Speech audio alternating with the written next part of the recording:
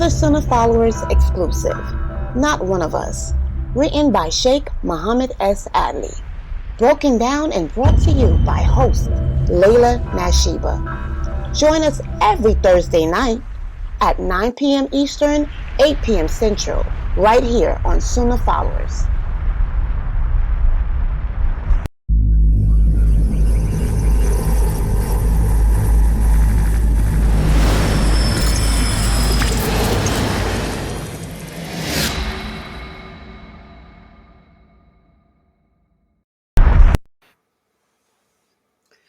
Inna alhamdulillah, wa salat, wa salam ala wa rasulullah.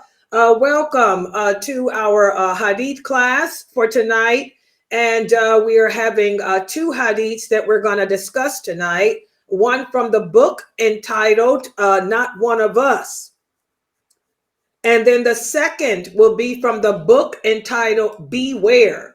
And both of these books are composed by Sheikh Muhammad Saeed Adli. And what he did was took different hadiths of benefit from the Sitta to put in these two books for us to ponder the meaning of.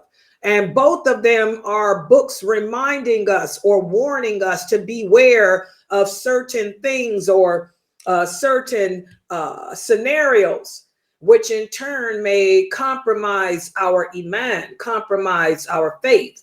It does not mean that if you indulge in these practices or you indulge in these activities that you are a kafir, that you're an unbeliever.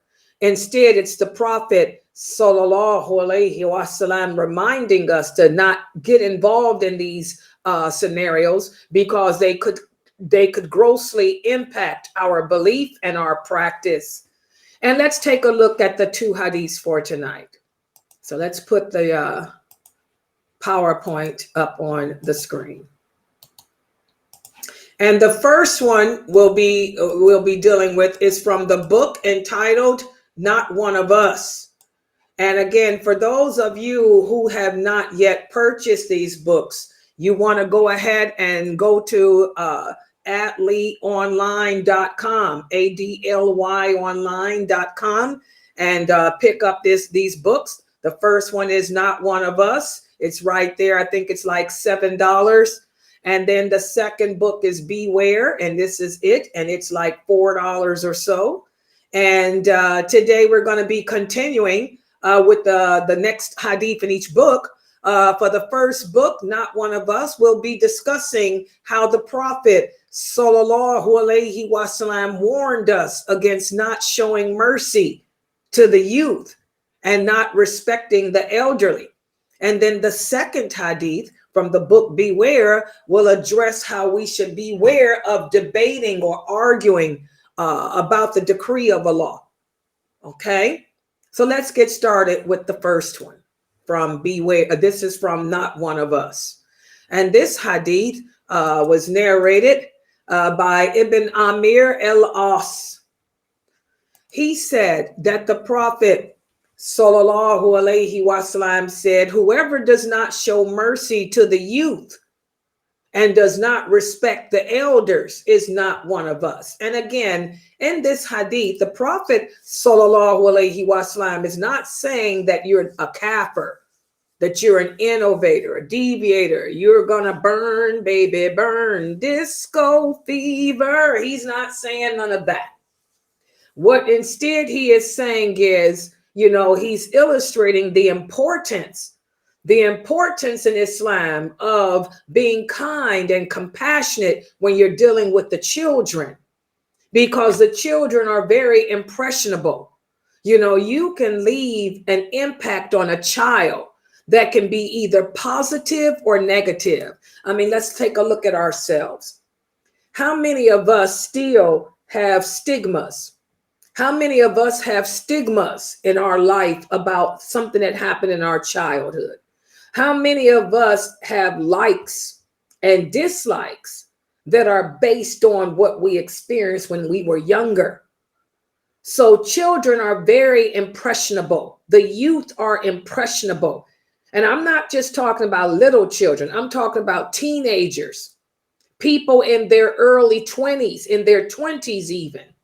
You know, when we're up to from the childhood through the 20s, we are easily impressed by others. We're easily impressed by our environment, easily impressed by the people that come in contact with us. So we should be compassionate when dealing with the youth, when dealing with people who are young. And on the other flip side of that coin, the Prophet sallallahu alaihi wasallam is saying that we should be respectable, have respect for the elderly people. And elderly doesn't mean people that are over the age of 50.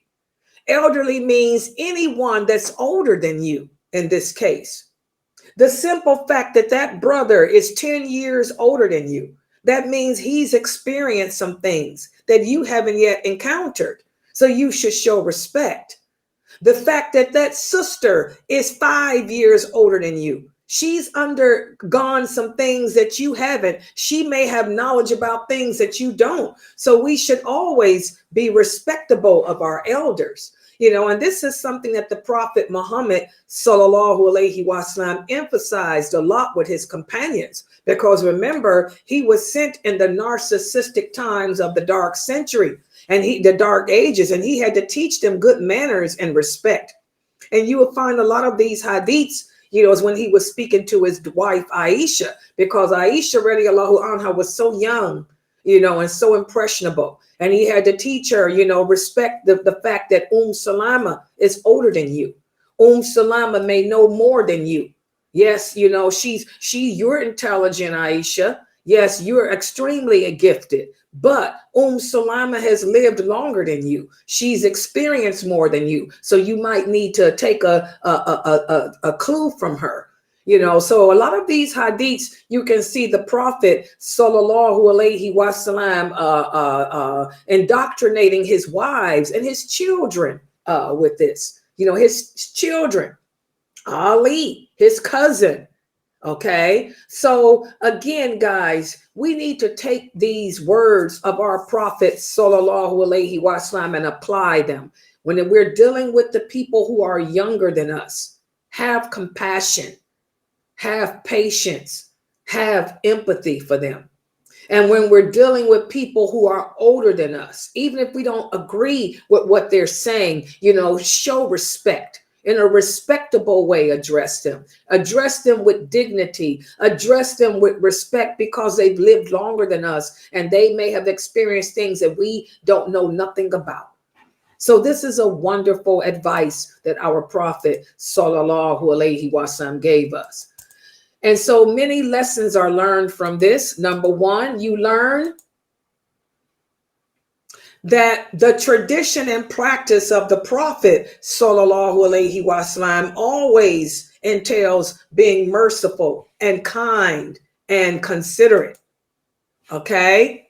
Also, we learn that as Muslims, we should be especially merciful, kind, and patient with the children and the youth.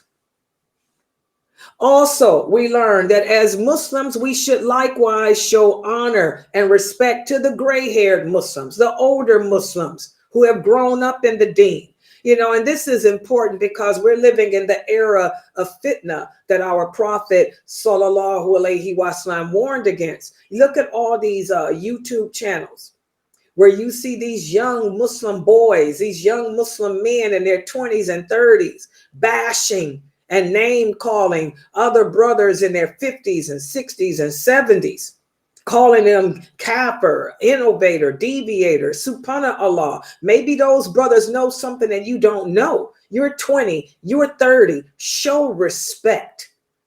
Show respect. Respect the fact that this person has lived longer than you, and he probably knows more than you. Okay, be quiet, listen, learn. Okay, so this is a good advice because the youth today have no respect for the elderly. And also we learn from this hadith that we should also offer proper respect to people. Respect the children, respect women, respect the people of authority, respect the elderly. Islam is all about justice. And as Muslims, we need to call back to that.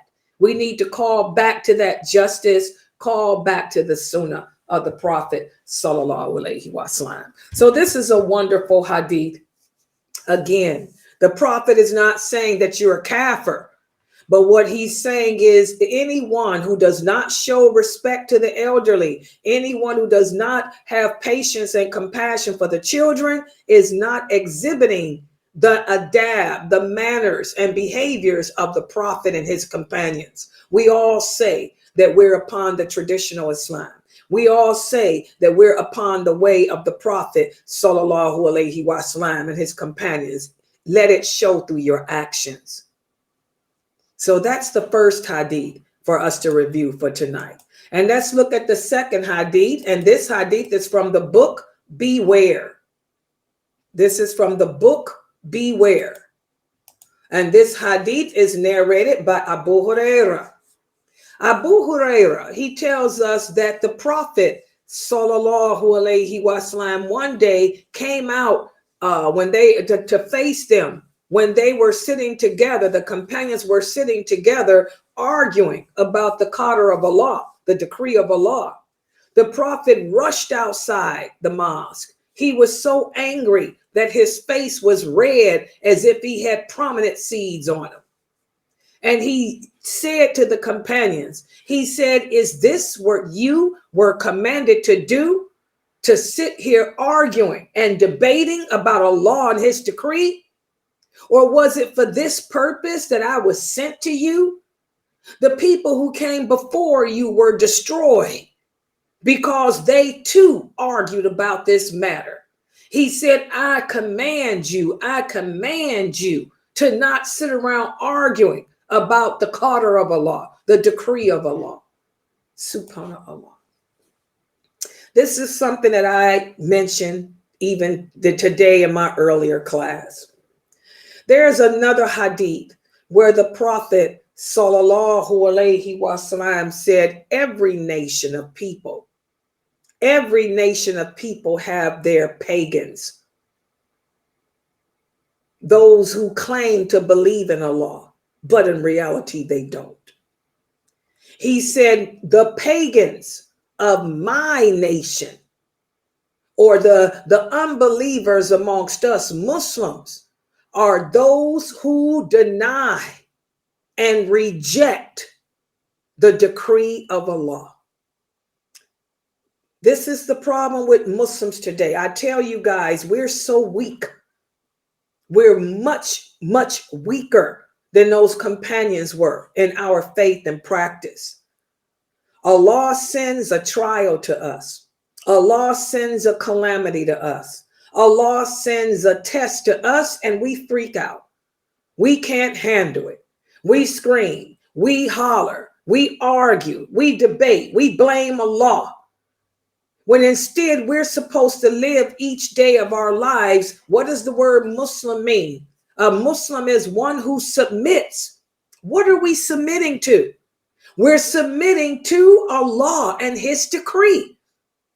What is the name of our way of life? Our way of life is Islam. And what does Islam mean? It means total submission. It doesn't mean peace.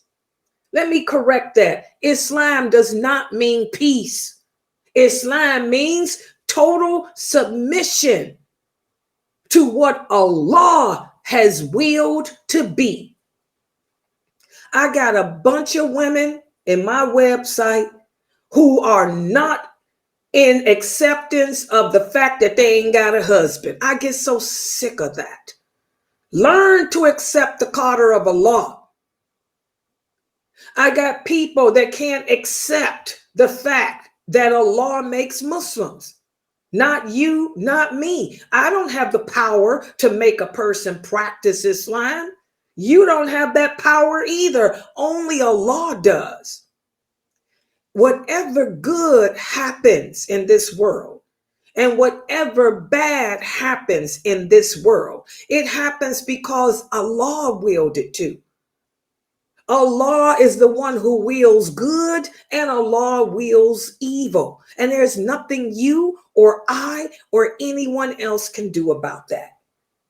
All we can do is roll with the punches. Roll with the punches. I don't like the fact that I'm alone either. I don't like the fact that I ain't rich either. But hey, I learned to be content with how Allah has me, because this is his will. This is his decree. So I submit to it. If I have to spend the rest of my life alone, I'll spend it alone with dignity and humility and balance, because this is what my Lord wills for me. Does everybody understand that? We have to learn to be true Muslims. And what is a Muslim? One who submits. And I think that's the problem. Muslim, this is the name that Allah gave us. Allah didn't name us Salafi. And by the way, Salafi is not even a noun. Salafi is an action. Okay? Allah didn't name you whatever these titles you guys have as Muslim, Shia, and all this other crap. Allah gave us the name Muslim, the same name he gave to Moses, the same name he gave to Jesus, the same name he gave to Adam, Eve, and everyone that came before the Prophet Muhammad sallallahu alaihi wasallam. Muslim, one who submits. We're so busy trying to take on other titles. We're so busy trying to adapt other names for ourselves that I think we've gotten away from what we truly are. And that's why you have Muslims today that are not in submission to the qadr of Allah. They're living their lives complaining against his qadr. They're living their lives thinking that other people can change their qadr. They're living their lives thinking that they can change the qadr. Allah already wrote before we were even born.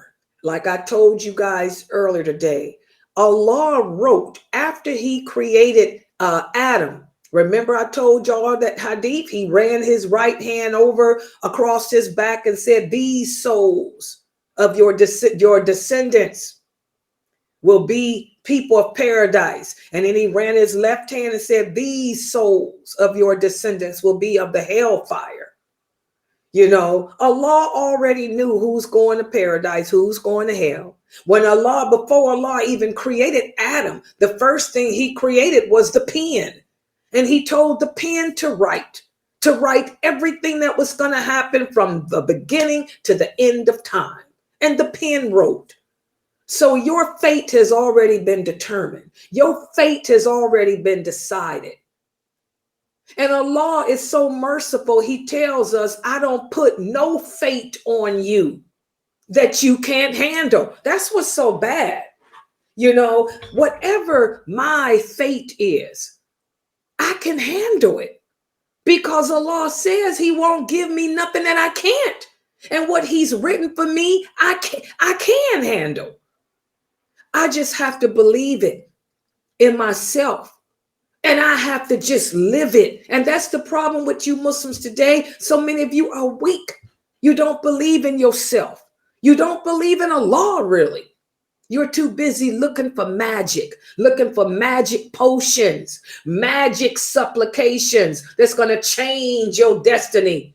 By the way, how many times have I told you your dua does not change your destiny? Now, I know that the innovators tell y'all opposite, but I've proven it through the authentic hadiths. The Prophet sallallahu alaihi wasallam said nothing can change the qadr of Allah. Your dua, your supplication is part of the qadr of Allah.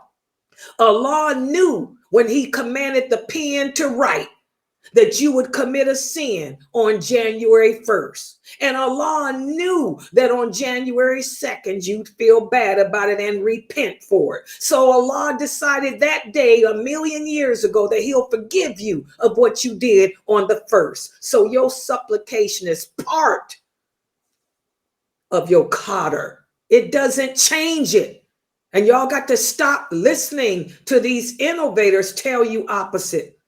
Maybe then you will stop begging people to pray for you, and you will still get a relationship with Allah and pray for yourself. The companions asked the Prophet sallallahu alaihi wasallam to make dua for them because he was a prophet of Allah. And he would make dua for them, but he always told them, don't you know that the best supplication comes from you, from your heart? He told them, I will pray for you as your prophet, but understand that the best supplication is the supplication you make from your heart, because no one knows and understands your relationship better than you. He told all the companions that. So after he died, they weren't going around asking nobody to make dua for them. They were making their own supplications, because there ain't no more prophets here. I'm here to let you know. We need to learn to accept the qadr of Allah. Whatever is happening in each and every one of our lives, it was meant to be. It was written. The ink has dried. The book has been sealed. But understand, whatever is happening in our lives, you can handle it, because that's the mercy of Allah. You can deal with it. So chuck it up. Call upon your Lord. Say, oh my Lord, inna lillahi wa inna ilayhi rajiun. Give me the strength to handle this trial with dignity, humility, and balance. Give me the ability to make you proud of me, Allah. And I handle this the way you know I can. Y'all see that beautiful dua that I just made up? That ain't from no book. That's from Layla's heart. Okay? So this is another wonderful hadith for us to ponder. We don't sit around arguing and debating against the qadr of Allah. What's happening in Palestine? Decreed it. It ain't got nothing to do with the Jews. It ain't got nothing to do with America. It ain't got nothing to do with the white man. What's happening in Israel and Palestine is happening because it was Allah's decree. And he told us it's going to not stop until Jesus comes. So why come you Muslims can't stop arguing and talking about it, and instead just understand this been going on since before Moses? What's going on in Israel has been happening before Moses. Accept the qadr of Allah and keep it moving. You can't do nothing to change it, nothing to stop it. Allah said it ain't gonna stop until Jesus. Accept it. You can't do nothing about what's going on in Afghanistan, what's going on here in America. Yes, homosexuality. I'm sorry. Let me tell y'all, it ain't going nowhere. In fact, the Prophet told us that homosexuality will increase to the point where everybody darn near be homos. That's the qadr of Allah. So there's nothing you can do to change it. You can picket, you can boycott, you can strike, you can go on a hunger strike, whatever you Muslims doing. This is the qadr of Allah, both the good and evil. Allah is the creator of everything, good and evil. Get that through your mind. Why does Allah create evil? He tells us why. He said, I created to punish those who reject me. I created to also destroy and cleanse the earth of the corrupt people. And I created it to be a test to see which of you believe in me and which of you don't. Accept the qadr of Allah, guys. Everything happens because He willed it. Turn back to being Muslims.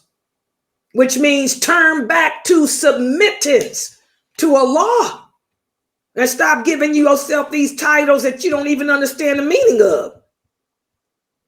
Because if you understood the meaning of them, hello, the companions were in submission. All right, so let's look and see what Sheikh Atlee put here as his lessons learned. He's put here, a person will not have complete faith until the person believes in the decree of Allah.